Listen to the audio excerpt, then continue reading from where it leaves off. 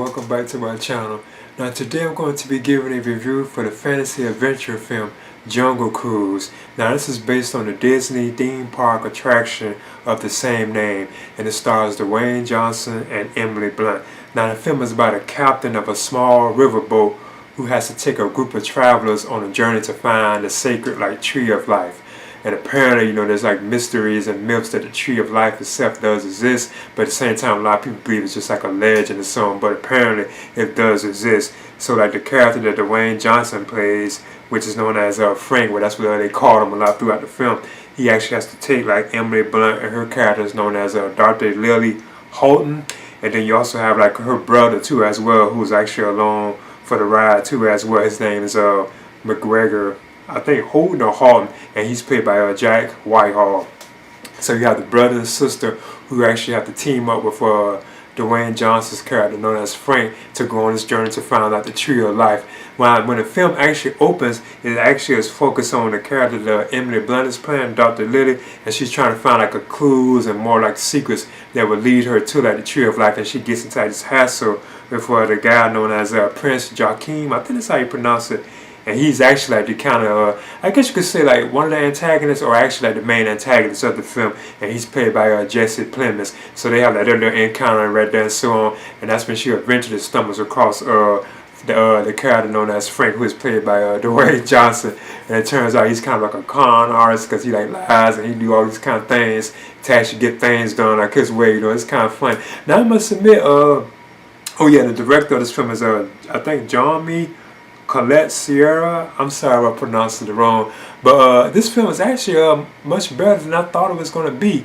It had a nice pace to it. The first and second acts of the film were hilarious and funny and adventurous. I like to have look and so on. But once it got to the third act, kind of the final part of the film, I felt like it started to drag. Then it just started falling apart then. But then I thought it was a pretty decent film. Now there's actually another antagonist in the film too as well.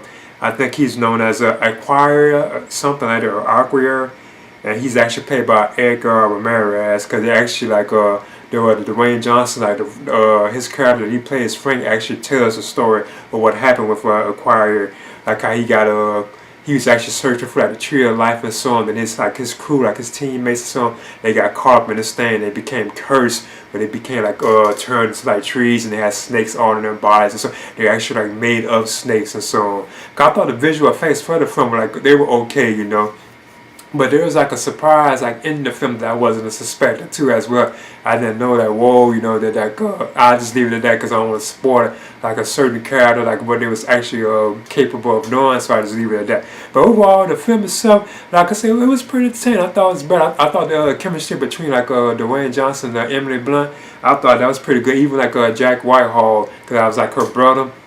I thought it was pretty funny, Now at times it feels it definitely feels it takes a lot of cues from the Indiana Jones films, even the African Queen too as well, even the Mummy. The chemistry between Emily Blunt, her and her brother, it feels very similar to the Mummy films, with Brendan Fraser.